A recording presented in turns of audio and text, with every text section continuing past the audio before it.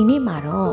ညအေးအေးလေးလီတိုက်တန်လေးတွေနဲ့အတူဒီညလည်းပုံမြင်ဖတ်ပြမယ်ဘလောကနေကြိုဆိုပါတယ်နော်။အိယာဝင်ဖို့အချိန်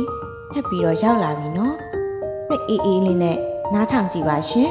။အိမ်မက်ကောင်းနေလူမျိုးနူးညံ့တဲ့ပုံမြင်လေးတစ်ပုဒ်ကိုတပုတ်ချင်းစီအတွက်ဖတ်ပြပေးချင်ပါတယ်ရှင်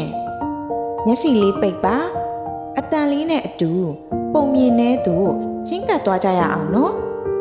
ကိုကစပြီးတော့အိယာဝင်ပုံမြင်လေးတွေကိုဖတ်ပြပါမယ်ရှင်။ဒီကနေ့ပြောပြမယ့်ပုံမြင်လေးကတော့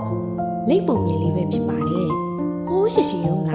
လိပ်မိသားစုတစုဟာပျော်ပွဲစားထွက်ဖို့အတွက်ပြင်ဆင်ကြတယ်တဲ့။သူတို့တဘာဝကိုကနှေးကွေးတဲ့လိပ်တွေဟာပျော်ပွဲစားထွက်ဖို့ပြင်ဆင်တာလေ9နှစ်တောင်ကြာတယ်တဲ့။နောက်ဆုံးတော့လိပ်မိသားစုလေးကအိမ်ကနေထွက်လာပြီးနှင်းတော်တဲ့နေရာကိုရှာကြတယ်။ထွက်လာပြီး2နှစ်အကြာမှာတော့သူတို့အတွက်အကောင်းဆုံးနေရာတစ်ခုကိုရှာတွေ့သွားကြတယ်တဲ့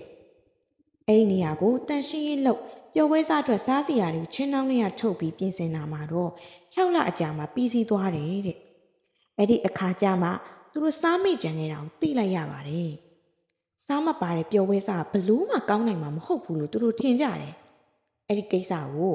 အကြာကြီးဆွေးနွေးအပြီးမှာတော့အငယ်ဆုံးလိတ်ကလေးကိုအိမ်မှာစားပြန်ရေးကိုရွေးချယ်ပေးလိုက်တယ်ကွယ်။မိသားစုထဲမှာအမြန်ဆုံးဖြစ်တဲ့လိတ်ကလေးဟာလူလိမ်ပြီးအော်ငိုပါတော့တယ်။နောက်တော့ဂရီတစ်ခုတောင်းပြီးမှသွားမယ်လို့သဘောတူလိုက်ကြတယ်။ဂရီကတော့ဘသူမှသူပြန်မရောက်မချင်းအစားတောက်တွေကိုမစားပါဘူးဆိုတဲ့ဂရီပါပဲ။တမိသားစုလုံးကလည်းသဘောတူလိုက်တယ်တဲ့။ဂရီကတော့အဲ့လိုမျိုးဂရီလေးကိုသဘောတူလိုက်ပြီးတော့လိတ်ကလေးကထွက်သွားပါတော့တယ်။3နှစ်ကြာတဲ့အထိလိတ်ကလေးပြန်ရောက်မလာပါဘူး။9နှစ်6နှစ်9နှစ်မြောက်လာတဲ့အခါမှာတော့အသက်ကြီးဆုံးလိတ်ကြီးဟာဗိုက်စားတဲ့တောင်မခံနိုင်ရှာတော့ပါဘူး။ဒါကြောင့်သူတို့စားတော့မယ်ဆိုပြီးသားညက်ပေါင်းမှုတို့ကိုဖွင့်လိုက်ပါတော့တယ်။အဲ့ဒီအချိန်မှာပဲ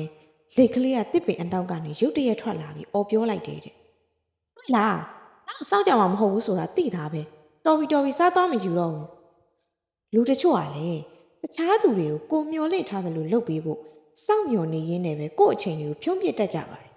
။သူများတွေဘာလုပ်တတ်တယ်လဲဆိုတာကိုအလေးထားစိတ်ဝင်စားနေရတာနဲ့ပဲကို့အတွက်တောင်ဘာမှမလုပ်ဖြစ်လိုက်ကြပါဘူး။ဒီပုံမြင်လေးကိုအတုယူပြီးတော့